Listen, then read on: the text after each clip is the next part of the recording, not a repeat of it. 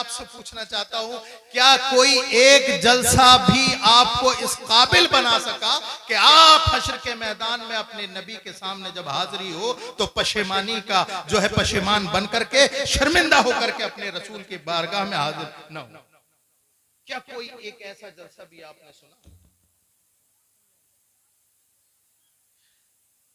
बहुत जरूरत है इस बात की, इसलिए कि मैं जहां पर बैठा हूं भाई हसन दादा, मैं जिस जगह पर बैठा हूं ये मेरी जिम्मेदारी है कि मैं यहां से वो बात कहूं जिसमें आप ही नहीं आपकी नस्लों के सुधार के भी चश्मे फूटे। इसलिए कि कल कयामत के दिन अल्लाह के मामूर फरिश्ते आपसे सवाल नहीं मुझसे सवाल करेंगे, ना इधर उधर की तू बात कर, ये बता के काफिला क्यों लुटा, मुझे रहज़नों से गिला नहीं तेरी रहबरी का सवाल है। यहां पर बैठने वाले की जिम्मेदारी है कि वो अपना हक अदा करने की कोशिश करे। अब मैं किस मौजू पे गुफ्तगू करूं? अखलाकियात पे बोलूं, मामलात पे बोलूं या इबादात पर बोलूं? किस मौजू को मैं अपना मौजू सुखन बनाऊं? अगर अखलाकियात की बात करी जाए तो उम्मत मुस्लिमा का अक्सर और बेशतर हिस्सा अखलाकियात के लेवल से बहुत गिर गया। मामलात की बात की जाए तो ये उम्मत मुस्लिमा मामलात में यहूद और नसारा और मुशरिकीन को भी पीछे छोड़ सकती। और इबादात का मामला किया जाए तो आप देखें मिंबर और मेहराब किस कदर के सोने हैं। आज अगर ये तकरीर की जाए कि नौजवानों शराब छोड़ दो, तवज्जो है, मैं तकरीर करने की कोशिश कर रहा हूं, मैं तकरीर करने की कोशिश कर रहा हूं, अगर आप लोग साथ देंगे वो बड़े गौर से सुन रहे हैं। अगर मैं ये तकरीर करूं कि लोगों नौजवानों तुम में शराब पीने वालों की शराब बहुत बढ़ती जा रही है, तो मेरी तकरीर ही नहीं आप नेट पर सर्च करें 1000 तकरीरें हैं और न जाने कितने हजार दर्जनों किताबें इस मौजू पे लिख दी गई। अगर मैं ये बात करूं कि नौजवानों जिना के रेशात बढ़ते चले जा रहे हैं, तो इस मौजू पर मेरी अकेले की तकरीर नहीं सैकड़ों मुकर्रिर हैं और हजारों किताबें मुरत्तब हो चुकी है। मैं ये बयान करूं कि मुसलमानों सूद खाना छोड़ दो, तो सिर्फ वाहिद मेरी तकरीर नहीं, न जाने कितनी तकरीर है, न जाने कितनी हजार किताबें हैं।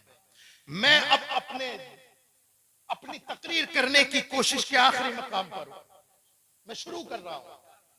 आपके पास अलग अलग अखलाकियात पर अलग किताबें, मामलात पर अलग किताबें, जो है इबादात पर तकरीरें और मकालात और किताबें हैं, अखलाकियात पर किताबें, मामलात पर लिखी हुई किताबें आपके सामने हैं। लाखों करोड़ों किताबें होने के बावजूद तमाम मामलात आपके सामने हैं, तमाम मामलात मुसलमानों के आपके सामने हैं। लेकिन इस बात को यही खत्म करो, जलालपुर की सरजमीन पर यही बैठे बैठे गुंबद खजरा की तरफ लौ लगाओ, 14 सदियों पहले चले जाओ, वहां पता चलेगा वहां सिर्फ एक किताब थी। है वाह वाह वाह, जिंदाबाद। नबवी में सिर्फ एक किताब थी, अल्लाह की किताब जिसे कुरान कहते हैं। अल्लाह सुभान। आज लाखों किताबें हैं, करोड़ों किताबें हैं, लेकिन रसूलुल्लाह के जमाने में, जमाना तो रसूलुल्लाह का सब है, हजरत अबू बकर के सामने, हजरत उमर फारूक के सामने, हजरत मौलाए कायनात के सामने, हजरत उस्मान गनी, तलहा और जुबैर के सामने सिर्फ एक किताब थी और तफसीर के नाम पे उसवे रसूल था। किताब एक थी और तफसीर के नाम पर सिर्फ एक उसवा था रसूलुल्लाह का। एक किताब पढ़ करके उन जानिसाराने रसूल ने दुनिया की काया पलट दी और ये बता दिया कि मोहम्मद से वफा, तूने तो हम तेरे हैं, ये जहां चीज है क्या लौह कलम तेरे। नारे तकबीर, नारे रिसालत, उलमा अहले सुन्नत मसलके आला हजरत हुजूर सैयद मुफ्ती रिहान साहिब किबला, नारे तकबीर। एक किताब थी दौरे रसूल में, सिर्फ वाहिद किताब जिसको मुसहफ कहते हैं उलमा, और आप कहते हैं कुरान पाक। और तफसीर के नाम पर रसूलुल्लाह की जिंदगी थी। कुरान में अल्लाह ने इरशाद फरमाया, इसी को मौजूए सुखन बनाता हूं, लक़द कान लकुम फी रसूलिल्लाहि उस्वतुन हसना। ऐ लोगो, अगर तुम्हें सही तरीके से मुसलमान बनना है, मेरी बात समझ में आ रही है? हम उसके नहीं कायल जो सर से गुजर जाए, वो बात करो यारो जो दिल में उतर जाए। आप नहीं जानते उम्मत मुस्लिमा का कितना माहौल खराब है। मैं तमाम मकातिबे फिक्र की बात नहीं कर रहा, मैं सिर्फ अपने रज़वी शेरों को जगाना चाहता हूं। मैं मकतबे फिक्र की बात नहीं कर रहा किसी भी, मैं तो उनसे बात कर रहा हूं जो अपने आप को सुन्नी रज़वी कहलवाते हैं, जो अपने आप को ये कहते हैं कि तुझसे और जन्नत से क्या मतलब, वहां भी दूर हो। हम रसूलुल्लाह के, जन्नत रसूलुल्लाह की कभी अपनी सूरत आईने में भी देखी है? जन्नत पाना, ये जो अपने आप को सुन्नी सही उल अकीदा कह रहा है, सबसे ज्यादा नमाजें न पढ़ने वाले इन्हीं में। मुझे गलत मत समझना, मैं अपनों से बात कर रहा हूं। मैं किसी और को कहूं, मैं किसी और बच्चे के थप्पड़ मारूं, उसके बाप को गुस्सा आएगा, लेकिन मैं खुद अपने भाई को थप्पड़ मारूं तो किसे दर्द होगा? मुझे पता है मेरा भाई कहां पर गलत कर रहा है। और एक बात बता दूं आपको, इस्लाह यहां से लेकर के वहां तक सबकी होनी, इससे मैं भी खाली नहीं। बशमूलियत मन यहां से लेके वहां तक काया पलट गई इस्लाम की। क्या इस्लाम था? रसूलुल्लाह के जमाने में कौन सा इस्लाम था और तुम कहां पर लेकर आए? आज अगर कोई सूद खाए तो उसे बिजनेसमैन कहते हो, अगर कोई शराब पीने वाला हो उसे सो कोल्ड मुसलमान कहते हो, अगर कोई अल्लाह अकबर कबीरा धोखा दे दे तो उसे अक्लमंद और चालाकी का नाम देते हो। जरा रसूल पाक सल्लल्लाहु अलैहि वसल्लम की जीवनी तो पढ़ो। कौन सा इस्लाम लिए फिर रहे हो? मैं आपसे पूछूं, जलालपुर के गयूर मुसलमान, जरा बताओ आप मुसलमान क्यों हैं? तो बताएंगे इसलिए कि हमारे अब्बा मुसलमान हैं। अब्बा से पूछा जाए आप मुसलमान क्यों हो, तो अब्बा कहेंगे इसलिए कि हमारे दादा मुसलमान थे। दादा की शरत टटोली जाए तो पता चलेगा इसलिए दादा मुसलमान थे कि परदादा मुसलमान। लेकिन याद रखो मुसलमानों, ये ऐसा इस्लाम काबिल कबूल नहीं है, बल्कि इस्लाम वही कबूल है कि जब जलालपुर के गयूर मुसलमान से पूछा जाए कि पता तू मुसलमान क्यों है, तो वो जवाब दे इसलिए कि हम मोहम्मद रसूलुल्लाह पर ईमान लाए। इस्लाम में कोई जातिवाद, कोई बाप दादा नहीं। बाप दादाओं का दीन खत्म करने के लिए ही इस्लाम आया है। आज तुमसे पूछा जाए कि ये 40वां हो गया अब्बा का और ये देगे बना रहे हो आप, क्यों कर रहे हो? बोले क्या करें, मजबूरी है हमारी, और हमारे वालिद भी ऐसे करके चले गए। आज अगर पूछा जाए कि आपके यहां पर, आप तो नमाजी परहेजगार हैं, आपके बेटे के जो है अल्लाह अकबर कबीरा मंडे में डीजे और गाने क्यों बज रहे हैं, तो आपका जवाब ये होता है कि हजरत क्या करें, मजबूर हैं। रिश्तेदार बैठने को तैयार नहीं थे, रिश्तेदार बैठने को तैयार नहीं, दामाद बैठने को तैयार नहीं, भातैया आने को तैयार नहीं। उनकी शर्त ही ऐसी थी कि जब तक डीजे गाने बाजे नहीं बजेंगे हम तुम्हारे यहाँ शादी में शिरकत नहीं कराएंगे। अरे मैं उन लोगों को सलाम करता हूँ जो ये कहते हो बहनोई होगा अपने घर जाकर के बैठ, भातैया होगा अपने घर का होगा, ये रसूल के आशिक का घर है, यहाँ मौत तो आ सकती है, रसूलुल्लाह की बगावत नहीं हो सकती। जिंदाबाद जिंदाबाद, वाह वाह सुभान। ऐसे मुसलमान कहाँ हैं? ऐसे मुसलमान कहाँ हैं? एक वो मुसलमान थे कि जब कुरान ने कहा वस्मऊ आतिऊ, अपने रसूल की सुनो और अमल कर लो, इताअत करो, एक लम्हा भी नहीं सोचते थे कि दरमियान में रसूल ने फरमाया ऐसा तो हमें करना चाहिए कि नहीं। हजरत अबू हुरैरा, नहीं जानते आप लोग हजरत अबू हुरैरा को? यहाँ पर बैठने वाला जो हदीस बयान करता है उसमें अक्सर और बेशतर रिवायात हदीस हजरत अबू हुरैरा, वो जात हजरत अबू हुरैरा। सरकार की बारगाह में हाजिर हुए, या रसूल अल्लाह इन्नी अस्माउ मिनका हदीसन फअंसा हो, या रसूल अल्लाह मैं आपसे हदीस सुनता हूं और मैं भूल जाता हूं, हदीस सुनता हूं और भूल जाता हूं, हदीस सुनता हूं और भूल जाता हूं। सरकार ने फरमाया अच्छा, सरकार ने फरमाया चादर बिछा दो। तवज्जो है जलालपुर वालों, क्या फरमाया सरकार ने? चादर बिछा दो। एक मर्तबा भी हजरत अबू हुरैरा ने नहीं सोचा मेरे सवाल का और सरकार के जवाब का जोड़ क्या बनता है। एक लम्हा नहीं सोचा कि मैं कह रहा हूं कि या रसूलल्लाह मुझे भूलने की बीमारी है, सरकार फरमाते हैं कि चादर बिछा दो, मेरे सवाल का आका के जवाब का जोड़ क्या बनता है। अल्लाह अकबर कबीरा, वो जानते थे ये वो हुक्म है। अल्लाह अकबर, जहां से हल्की सी भी ताखीर कर दी ईमान खतरे में आ जाएगा। हजरत अबू हुरैरा ने जैसी सुना, आनन फानन अपनी चादर बिछा। अब सरकार ने यूं हाथ ऊपर किए, फिर यूं किया। रावी कहता है हजरत अबू हुरैरा की चादर में इस तरह से डाल दिया। अब रावी कहता है हुजूर के हाथ खाली थे। तवज्जो चाहूंगा, क्या थे? ऐसे उठाए, ऐसे किए, हजरत अबू हुरैरा की चादर में डाल दिए, चादर में डाल दिए।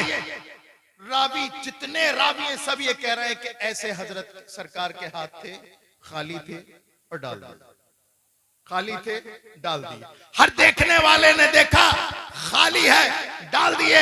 लेकिन मैंने बरेली के इमाम अहमद रजा से पूछा, ए इमाम अहमद रजा, मुकर्रिर तो ये बताते हैं कि हाथ खाली थे, वो कहते हैं, बरेली का इमाम बोलता है, अरे नादान, इनके चक्कर में ना पड़ना।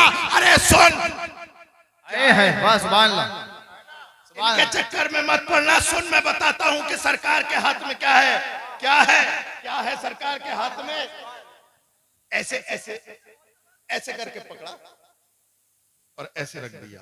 अब इमाम कहते हैं मालिक कौनैन है, ऐसे करके पकड़ा, ऐसे रख दिया। मालिक कौनैन है, गो पास कुछ रखते नहीं, दो जहां की नेमतें हैं उनके खाली हाथ में। लोगों, ये मत देखो कि सरकार के हाथ खाली हैं, अरे अल्लाह के खजाने की कुंजी रसूलुल्लाह के हाथ में। अल्लाह अकबर कबीरा, एक लम्हा भी नहीं सोचा। हम क्या करते हैं कि हमें ये नहीं पता कि नमाजें पढ़नी चाहिए, हमें ये नहीं पता कि रोजा रखना चाहिए, हमें ये नहीं पता कि अच्छे अखलाक से पेश आना चाहिए, हमें ये नहीं पता, अल्लाह अकबर कबीरा, अल्लाह अकबर कबीरा, हमें ये नहीं पता कि किसी को गाली नहीं देना चाहिए, हमें ये नहीं पता कि गीबत नहीं करनी चाहिए। लेकिन उसके बावजूद भी आज मुआशरे का हालात देखें। रसूल पाक सल्लल्लाहु अलैहि वसल्लम ने 14 सदियों पहले इरशाद फरमाया था, लोगों मेरी उम्मत पे एक जमाना आएगा, ला यब्का मिनल इस्लाम इल्ला इस्मुहु वला यब्का मिनल कुरआन इल्ला रस्मुहु। सरकार ने इरशाद फरमाया, लोगों मेरी उम्मत पे एक ऐसा जमाना आएगा कि इस्लाम सिर्फ नाम का रह जाएगा, नाम का। वला यब्का मिनल कुरआन इल्ला रस्मुहु, और कुरान सिर्फ लिखा हुआ रह जाएगा। आज अक्सर और बेशतर मुसलमान इसी ख्याल में है कि हम तो मुसलमान हैं, बाकी तमाम मामलात हमारे यहूद और नसारा। आज हमारे घरों में कुरान तो है, लेकिन पढ़ने की तौफीक किसी को नहीं। वो जब से हमने जुज़दान में सजा करके रखा और ताक में रख दिया, अल्लाह अकबर कबीरा, अल्लाह अकबर कबीरा, अल-अयाज़ु बिल्लाह, अल-अयाज़ु बिल्लाह, अल्लाह माफ फरमाए, एक एक इंची गर्द जम गई, कोई पढ़ने वाला नहीं है। बताएं कितने लोग ऐसे हैं जिनके घरों में कुरान पाक की तिलावत होती है? चंद लोग होंगे, चंद लोग होंगे, चंद लोग होंगे। ये बताइए कि कुरान ताकों में सजाने के लिए आया? कुरान ताकों में सजाने के लिए नहीं, बल्कि पढ़कर अमल करने के लिए आया था। आज हमारे पढ़ना तो दूर की बात, कुरान पाक सीखने को तैयार है और उसे इस्लामी किताब बना करके हमने ताक में रख दिया। और हम मुसलमान तो इतने बड़े हैं कि बेटी की शादी हो तो ये पता है 3 दिन पहले वो जाता है कुरान पाक बेटी की ससुराल। बेटी घर की औरतें फिर भी पढ़ लेती हैं, लेकिन मर्दों को मयसर नहीं। इन्हें पढ़ने की आदत किस बात की है? हाँ, अखबार होना चाहिए। हसन रजा साहब, दैनिक जागरण हो, अमर उजाला हो, सुबह हो, एक हाथ में कप हो, टेबल पे अखबार हो, ये चाहिए। अखबार पढ़ने का इतना क्रेज, उसमें सारी बातें झूठ होती हैं। मैं बहुत दफा बोलता हूँ ये जुमला, अखबार में सारी बातें झूठ होती हैं, सिर्फ एक बात सच होती है, दिन और तारीख, बाकी सब झूठ। इस झूठ को पढ़ने का इतना बड़ा क्रेज कि जिस दिन अखबार नहीं आया, बीवी से लड़ गया, बेटे से लड़ गया, कहां डाला तूने अखबार, कहां फेंक डाला तूने अखबार। मैं कहता हूं ऐ जलालपुर के गयूर मुसलमान, अखबार पढ़ना है तो पढ़, वरना अगर ना मिले तो मत पढ़। लेकिन अल्लाह अकबर कबीरा, मैं आपसे पूछना चाहता हूं, आप अखबार क्यों पढ़ते हैं? तो आप कहेंगे हाँ, हम अखबार इसलिए पढ़ते हैं ताकि पता चले कि कल कुदरकी में क्या हुआ था, तो जलालपुर में क्या हुआ था, अल्लाह अकबर गदीपुर में क्या हुआ था, मुरादाबाद और लखनऊ में क्या हुआ था। आप अखबार इसलिए पढ़ते हैं ताकि पता चले कि कल क्या हुआ था। मैं कहता हूं जलालपुर के गयूर मुसलमान, अरे तू कुरान पढ़ा कर ताकि तुझे पता चले कि कल क्या होने वाला है। सहरा में, जंगलों में, बयाबान में पढ़ो, मीनार गिर पड़े तो मैदान में पढ़ो। ये बेखबर सहाफी तुम्हें क्या बताएंगे कल होने वाला क्या है। ये कुरान। नारे तकबीर, नारे रिसालत, अजमते कुरान, शाने कुरान, इस्लाहे मुआशरा कॉन्फ्रेंस, मसलके आला हजरत। सुभान अल्लाह। रसूल पाक सल्लल्लाहु ताला अलैहि वसल्लम की जिंदगी हमारे लिए नमूना अमल है। आप जिस भी फील्ड में चले जाएं, चाहे उसका ताल्लुक अखलाकियात से हो, चाहे उसका ताल्लुक तिजारत से हो, चाहे उसका ताल्लुक इबादत से हो, रसूलुल्लाह की जिंदगी तुम्हारे लिए नमूना अमल है। आज लोग कहते हैं कि हजरत गुर्बत इतनी है कि नमाज पढ़ी नहीं जाती। अगर नमाज पढ़ेंगे तो खाना कैसे बनेगा? अगर नमाज पढ़ने लगे तो भट्टे पे जाएंगे कैसे? और अगर भट्टे पे नहीं जाएंगे तो फिर घर में 500-600 रुपए कैसे आएंगे? मैं कहता हूं कि ए गरीब मुसलमान, हाँ हाँ, गुर्बत ने तेरे घर पे दस्तक दी है और पांव पसार लिए हैं, लेकिन एक मर्तबा रसूलुल्लाह की जिंदगी तो पढ़। सरकार का तवक्कुल देख। गज़वे खंदक का मौका है, रसूल पाक सल्लल्लाहु अलैहि वसल्लम अपने सहाबा से कांधे से कांधा मिला करके गज़वे खंदक में लगे हुए हैं, खंदक खोद रहे हैं। अरे बाकी जितने सहाबी थे, अल्लाह अकबर कबीरा, सब ने एक एक दिन के फाके से थे, कोई 2-2 दिन से फाका से था। अल्लाह अकबर कबीरा, सहाबी ने आके अर्ज की, या रसूल अल्लाह, भूख से परेशान है, घर में खाने को नहीं, बीवी बच्चों को नहीं, हम यहीं लगे पड़े हैं, यही खंदक की खुदाई कर रहे हैं। या रसूल अल्लाह, हम कई दिन से परेशान हैं, हमारे देखिए पेट खोल करके दिखाया, देखिए या रसूल अल्लाह, हमारे पेट पर पत्थर बंधा हुआ है। रसूल पाक सल्लल्लाहु अलैहि वसल्लम ने अल्लाह अकबर कबीरा जैसे ही सुना तो अपने सहाबी की तरफ मुस्कुरा के देखा और अपनी कमीज उठाई। रावी कहता है मोहम्मदुर रसूलुल्लाह ने, इस दुनिया के वाहिद सच्चे लीडर ने अपनी कमीज उठाई। सारे सहाबा देखकर चौंक गए। रसूलुल्लाह कई दिन के भूखे प्यासे और पेट पर एक नहीं 2 पत्थर बंधे हुए। अल्लाह अकबर, अल्लाह। सब्र और तवक्कुल से काम लिया करो, इसलिए कि रसूलुल्लाह की जिंदगी तुम्हारे लिए नमूने अमल है। आप अगर भूखे हैं, सब्र कीजिए, सब्र कीजिए। अल्लाह की नेमतें जो जन्नत में है, उस नेमत के सामने दुनिया की कोई हैसियत नहीं। आप अगर गरीब हैं, तब भी सरकार की जिंदगी आपके लिए नमूने अमल है। आप अगर मालदार हैं तो देखिए, सरकार की बारगाह में एक बहुत बड़ा बकरियों का रेवड़ सरकार को किसी ने खिदमत में दे दिया, तोहफतन दे दिया। तो एक ने आकर के सरकार की बारगाह में अर्ज की, या रसूल अल्लाह, अब तो आप मालदार हो गए, अब तो आप मालदार हो गए। सरकार ने फरमाया, तूने मेरी मालदारी क्या देखी? सरकार ने इरशाद फरमाया, मालदार हो गए या रसूल अल्लाह, आपके पास बहुत बड़ा बकरियों का रेवड़ है। सरकार ने फरमाया, मुझे मालदारी पसंद नहीं है, मैं गुर्बत को पसंद करता हूं, जा वो जितनी बकरियां हैं मैंने तुझे दे दी। ये सरकार की मालदारी। और देखिए फिर इसार, कुर्बानी और दूसरों को देना। और हाँ, अगर अल्लाह रब्बुल इज्जत तुम्हें किसी काबिल बना दे, अगर तुम गांव के प्रधान बन जाओ, अगर डीएम एसडीएम बन जाओ, विधायक बन जाओ, तब भी रसूलुल्लाह की जिंदगी आपके लिए नमूना अमल है। आज तो मुसलमान का हाल ये है, मैं अपने आखिरी वक्तों में तकरीर कर रहा हूं, आज मुसलमान का हाल ये है, इतना बुरा हाल है कि अभी ये किसी लायक नहीं होता, दुश्मनी हो जाती है तो सब्र करता है। किस लिए सब्र करता? मैं जरा प्रधान बन जाऊं तो तेरी ईंट से ईंट बजाऊंगा, मैं विधायक बन जाऊं तो तेरी ईंट से ईंट बजाऊंगा, मैं फला मंत्री का करीबी हो जाऊं तो मैं तेरी ईंट से ईंट बनाऊंगा। ए मुसलमानों, अल्लाह तुम्हें कोई मनसब अता करे तो जरा देखना मदीने के ताजदार की तरफ। रसूलुल्लाह की जिंदगी उस वक्त भी तुम्हारे लिए हिदायत और नमूने अमल है। देखो रसूलुल्लाह सल्लल्लाहु अलैहि वसल्लम, फतेह मक्का का दिन है, सरकार मक्के की तरफ जा रहे हैं और फातिहाना शान और शौकत से जा रहे हैं। मक्के की सरजमीन पर लाइन से खड़े हैं कौन? जिन्होंने रसूलुल्लाह को गालियां दी। कौन?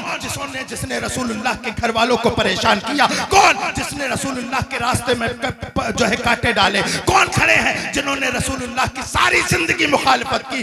बदर से लेकर के फतेह मक्का तक तमाम दुश्मन रसूलुल्लाह की आंखों के सामने है। चाहते तो एक एक दुश्मन का सर कलम कर देते, लेकिन बाहर रहमतुल लिल आलमीन, वो हर आलम की रहमत है। किसी आलम में रह जाते, ये उनकी मेहरबानी है कि ये आलम पसंद आया, सरकार रहमतुल लिल आलमीन बन के आए और सरकार ने इरशाद फरमाया, ओ लोगों देखो मेरी जिंदगी तुम्हारे लिए नमूना अमल है। तुम अगर गरीब हो तब भी मेरी जिंदगी नमूना अमल है, अगर मालदार हो तब भी जिंदगी नमूना अमल है, और अगर तुम्हें अल्लाह किसी मनसब पर फाइज करे तो किसी और तरफ नहीं बल्कि फतेह मक्का का वाकया देख लेना।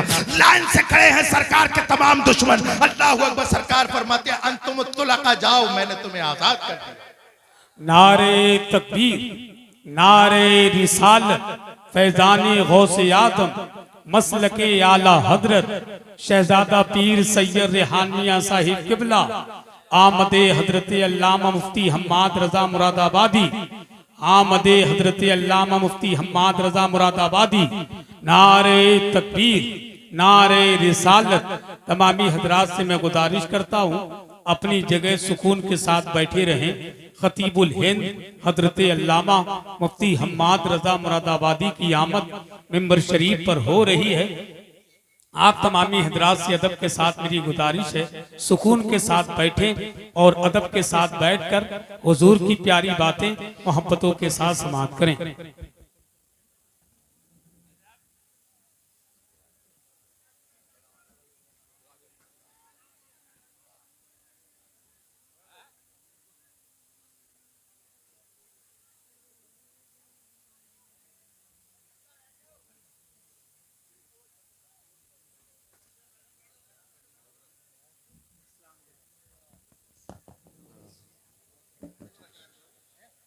मैं बस अपनी बात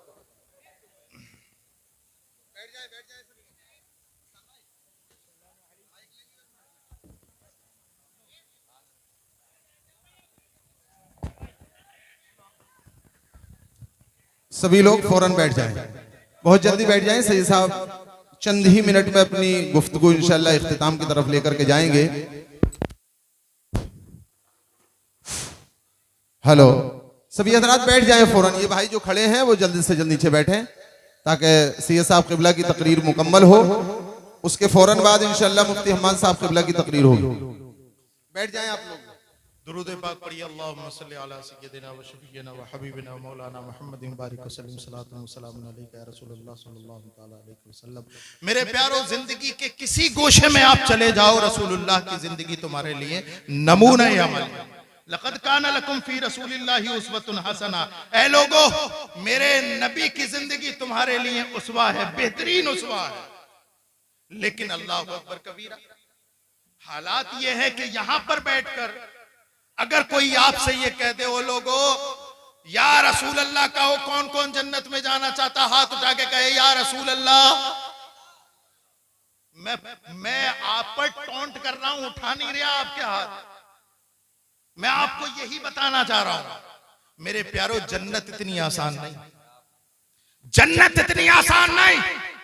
आज झोलियों में ले लेके जन्नत की चाबी लोग घूम रहे हैं कि हमारे मुरीद हो जाओ जन्नत मिल जाएगी, हमारे मुरीद हो जाओ जन्नत मिल जाएगी, जबकि पीर की खुद की पक्की नहीं है। देखे मन आनम के मन दानम। भाई हसन रजा ने मेरे इतने बड़े बड़े अलकाब मेरी औकात से ज्यादा मुझे दिए, मैं जानता हूं मैं क्या हूं। मेरे प्यारो, एक तुम हो, एक मैं हूं। जमीनी सतह के लोग हैं जिनका जिक्र गली कूचों में होता है। लेकिन आओ मैं तुम्हें एक ऐसी शख्सियत की बात बता करके अपनी बात खत्म करता हूं जिनके जिक्र जमीन पर नहीं अर्शे मोहल्ला पे होते हैं। अल्लाहु अकबर कबीरा। हजरत उमर फारूक आजम रज़ी अल्लाह तआला अन्हु की शान किसके सामने मख्फी है? कौन सुन्नी ऐसा है जो हजरत उमर फारूक आजम को नहीं जानता? सरकार ने इरशाद फरमाया, ऐ लोगों जिसे चलता फिरता जन्नती देख रहा हो वो हजरत उमर को देख ले। अल्लाहु अकबर कबीरा। सरकार ने इरशाद फरमाया, हजरत उमर की वो शान है कि अगर ये किसी रास्ते से जा रहे हो तो क्या होता है, शैतान अपना रास्ता बदल देता है। मैं एक कदम और बढ़ाकर रसूलुल्लाह सल्लल्लाहु अलैहि वसल्लम की निस्बत से हजरत उमर फारूक आजम की आजमत और फजीलत बताता हूं। हजरत उमर फारूक आजम की वो शान है कि 1 दर्जन से ज्यादा उनकी मंशा के मुताबिक कुरान में आयात है। वो उमर फारूक आजम। लेकिन अल्लाहु अकबर, जब वक्त विसाल करीब आया, जब इंतकाल का वक्त करीब आया, अपनी बात मुकम्मल कर रहा हूं, वक्त करीब आया तो एक सहाबी को बुलाया। उनके पास सरकार दो आलम सल्लल्लाहु अलैहि वसल्लम ने मुनाफिकीन मदीना के नाम लिखवा दिए थे, फहरिस्त थी, और उन्हें बुलाकर के कहा कि रसूलुल्लाह के आशिक, ए सहाबी रसूल, तुम्हें रसूलुल्लाह का वास्ता, मैंने सुना है तुम्हारे पास मुनाफिकीन मदीना की फहरिस्त है, मेरा वक्त विसाल करीब है, खुदा के लिए देख करके ये बताओ कि उमर का नाम उन फहरिस्त में तो नहीं है। हजरत उमर फारूक आजम जिसके जन्नती होने की जमानत आमना का लाल दे रहा है, लेकिन खौफे खुदा का आलम ये कि पूछते हैं कि बताओ मुनाफिकीन मदीना के फहरिस्त में मेरा नाम तो नहीं। उन्होंने रोने लगे, ए अमीरुल मोमिनीन क्या बात करते हैं, खुदा की कसम आपका नाम उस फहरिस्त में नहीं है। जब वो चले गए, हजरत उमर फारूक आजम ने अपने बेटे को बुलाया, चारपाई पर लेटे थे। हजरत उमर फारूक आजम ने कहा, अब्दुल्ला बेटे, तूने सारी जिंदगी मेरी फर्माबरदारी की है, आखिरी लम्हात है मेरी जिंदगी के, मुझ पे एक एहसान कर। हजरत अब्दुल्ला इब्ने उमर कहते हैं, क्या अब्बा जान, बेटा बाप पर क्या एहसान कर सकता है? आप फरमाइए, जिस तरह से सारी जिंदगी आपकी फर्माबरदारी की है, वक्त विसाल भी आपकी फर्माबरदारी होगी। हजरत उमर फारूक आजम फरमाते हैं, मैं मरने वाला हूँ, इस दुनिया से कूच करने वाला हूँ। अल्लाहु अकबर कबीरा। मेरी रूह कब से उनसरी से प्रवास करने वाली है। मेरे बेटे एहसान ये कर, मुझे चरपाई से उठा और मुझे जमीन पे लिटा दे। अल्लाहु अकबर। रावी बयान करता है, जब हजरत अब्दुल्ला बिन उमर ने हजरत उमर फारूक आजम को कमर के बल जमीन पर लिटाया, हजरत उमर फारूक आजम फौरन उल्टे हुए अपनी नाक जमीन पर रगड़ने लगे। मौला उमर के जाने का वक्त करीब आया है, मौला उमर इस दुनिया से जाने वाला है, ऐ मौला उमर को माफ कर दे, उमर की गलतियों को दरगुजर कर दे, मौला उमर को जन्नत अता फरमा दे, मौला जन्नत, मौला जहन्नम से उमर को दूर कर दे। पूरा चेहरा नाक से रगड़ रहे हैं। मैं पूछता हूँ, जलालपुर के गजूर मुसलमान, नमाज तुम्हारे पास नहीं, रोजे तुम्हारे पास नहीं, हज तुम्हारे पास नहीं, ज़कात तुम्हारे पास नहीं, अच्छे अखलाक तुम्हारे पास नहीं, इबादत तुम्हारे पास नहीं, मामलात में तुम जीरे हो, किस बेस पे कहते हो कि हम रसूलुल्लाह के, जन्नत रसूलुल्लाह की? अरे रसूलुल्लाह का उसवा अपनाओ, फिर कहो हम रसूलुल्लाह के, जन्नत रसूल। वाह वाह, नारे तकबीर, नारे रिसालत। सैयद रेहान मुअज़्ज़मी साहिब क़िबला, मुफ्ती हम्माद साहिब क़िबला, इस्लाहे मुआशरा कॉन्फ्रेंस। अल्लाह रब्बुल इज्जत हम सबको अमल की तौफीक